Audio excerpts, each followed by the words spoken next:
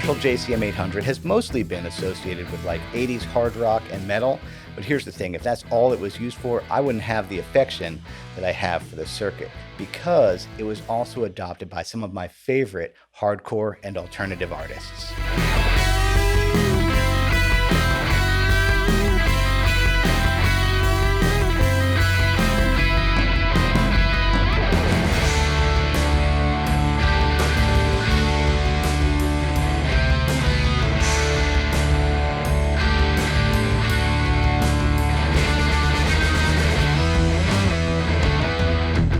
Ever since I knew that Joey Santiago, John Reese, and Dave Navarro used JCM 800s, I've always wanted one.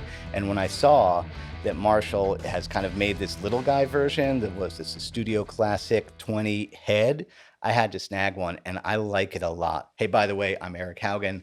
There's my Patreon, there's my courses, there's my website. The full-size JCM 800 came out in 1981 as an affordable evolution of the Super Lead. Basically, before 1981, there was a sizable price hike on selling a Marshall amp in America or overseas. Once that contract expired, they were able to change the cosmetics of the JMP 2203 to the classic JCM 800 and sell loads of them in other markets. So the 800 was not the first Marshall with the master volume, that's the Super Lead. It's really kind of an improvement on the Super Lead sound, and depending on what you're using it for, you might agree or disagree with that statement. Speaking of what we're using it for, here's a very incomplete and probably not accurate list of artists who use the JCM 800.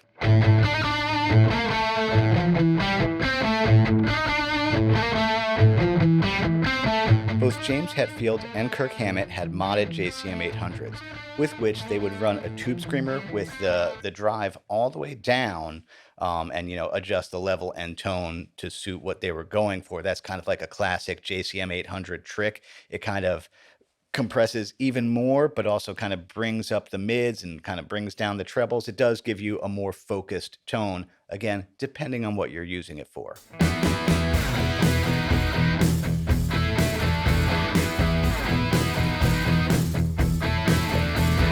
Def Leppard's Phil Collen and Steve Clark had 800s for the Pyromania record. Listening with modern ears, like that stuff doesn't even read as heavy anymore. Let's just call it guitar pop. Also, Mick Mars, like a lot of the Motley Crue stuff is 800s, potentially. And again, I say potentially because this is research based on Googling, Reddit, and forums. So, take it as you will. It sure sounds like an 800, and I can get really close with this one. Again, I wasn't there. I don't know for sure. You can't really trust Google AI overview, so sounds like an 800. A lot of people say it was an 800. Fingers crossed it actually is. I don't really know.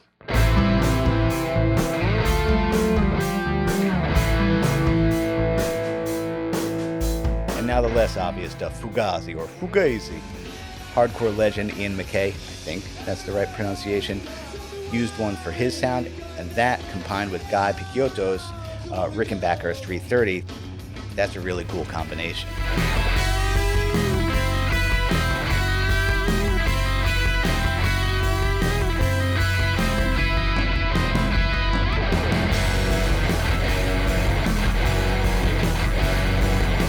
Drive Like Jehu, we're really getting to some of my true heroes now, and yeah, the artists that made me aware of the 800 and aware that I wanted one.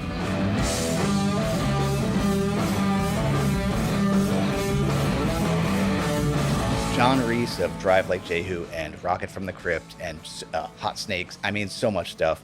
He's one of my all-time favorite riffers, and yeah, he has a couple of JCM 800s, and he does a funky thing where he pulls the front panel and the back panel off so he can kind of get up close with his Les Paul and get all sorts of interference and feedback. He's such a freak.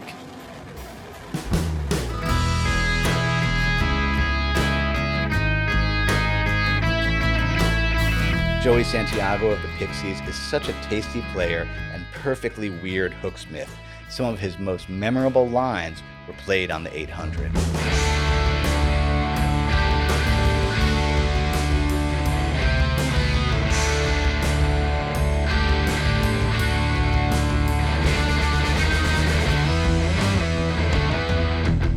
Now, there's a little bit of a correlation for me mentally between Pixies and Jane's Addiction.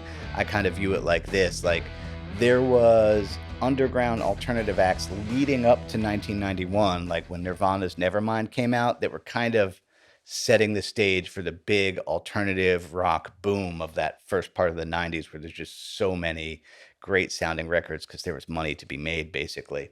But it's like Pixies are weird, East Coast, dark, and Boston-y. And then on the West Coast, you got Jane's Addiction, which is like more psychedelic, California, Los Angeles. But to me, they're both like really seminal early alternative acts. And yeah, Dave Navarro on Nothing Shocking, a lot of that apparently is an 800.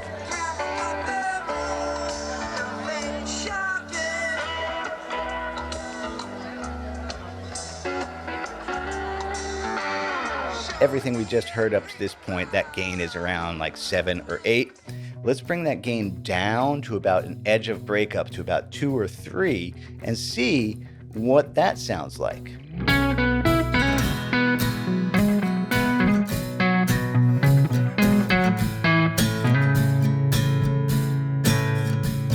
And it should be noted that the low input is really, really full and clean. It is very different sounding than the high input.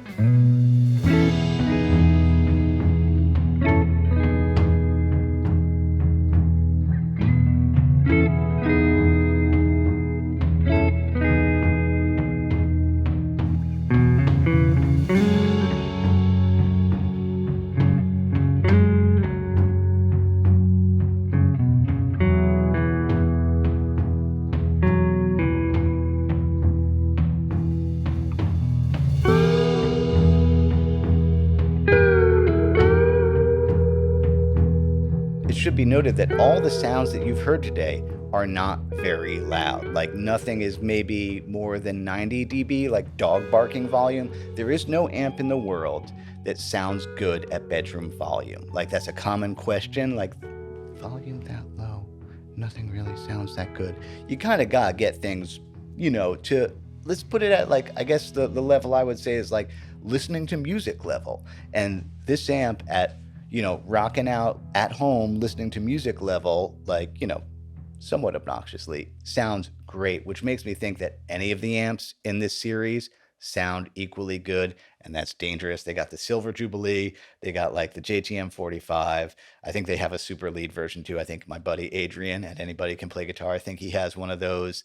Like, they're a little bit like Pokemons, like they've made them affordable and sound good and like packaged well. It's like, you jerks, like that's kind of dangerous, is you kind of want to collect them all. Speaking of collecting them all, here's my guitar co-stars for this episode. We got a RetroSound 59 Lemon Burst with the Lollar low wind Imperial pickups. Also got a RetroSound 61 Special with RetroSound pickups. A 1965 Harmony Bobkat, rebranded as Holiday. Never seen one of those before. Got it on Reverb for $400. Rick Miller's Epiphone Flying V. Those are P94 pickups. And you haven't seen it yet, but I'm going to take out my Crafted in Japan Telly with Tom Brantley pickups to do some single coil stuff, because I want to spend a little more time in each setting. This thing is very clean. Like, you can't really get edge of breakup when you're in the low input.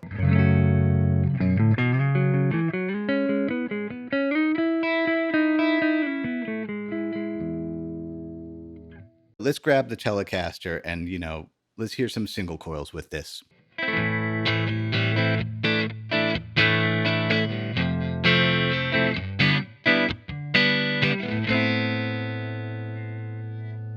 Yeah, I could take this to singer-songwriter gigs and freak people out seeing a JCM 800, on stage, but it's clean.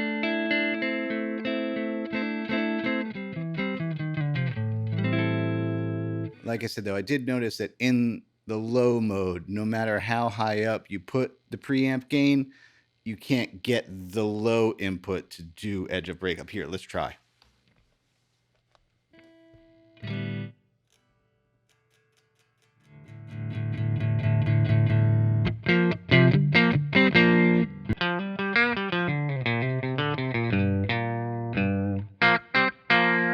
like that's how I always test edge of breakup, is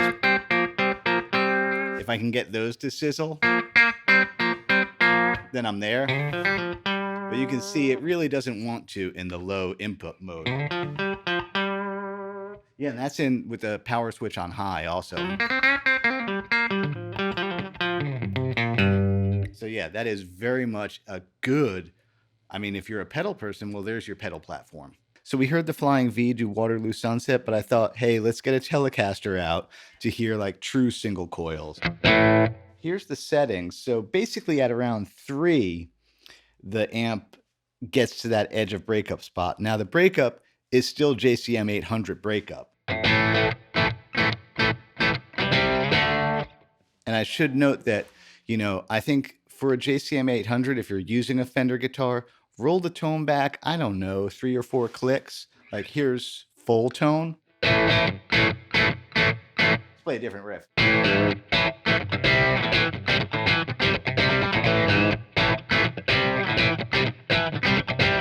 Roll the tone back. Maybe that feels like almost halfway.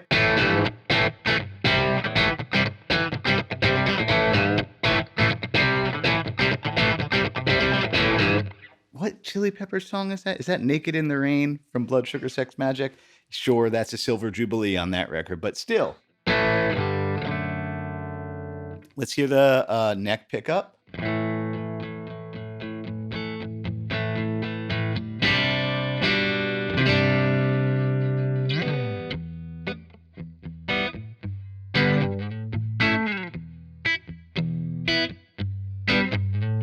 Okay, more Tom Petty riffs. With the neck pickup, I think I can bring the tone back up.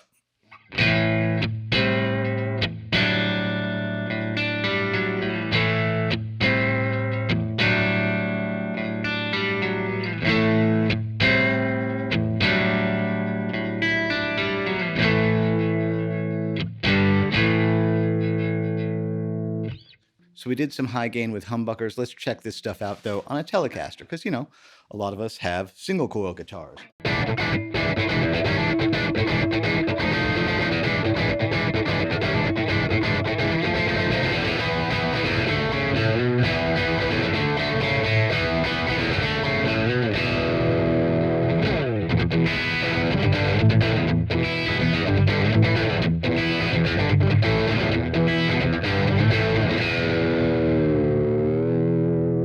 Love Dave Navarro. Now I'm going to tune again. It's actually staying in tune. And of course, the other thing to talk about is the tube screamer in front of the JCM 800. I have the, what is this, the little JHS version of the tube screamer.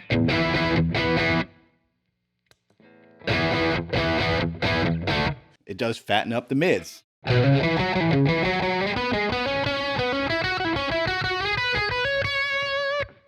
Off.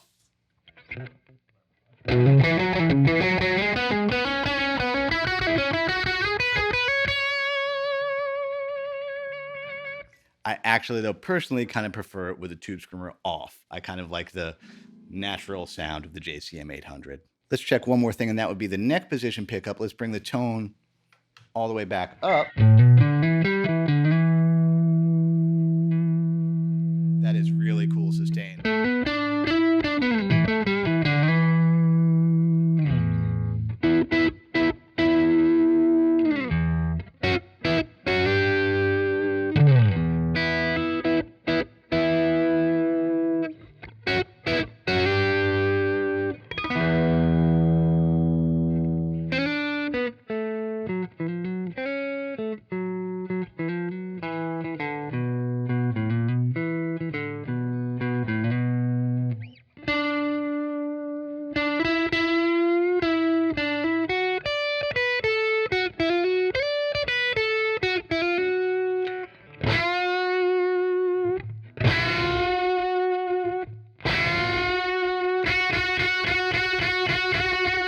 Pixies, hey, it's like always kind of a tone test for me.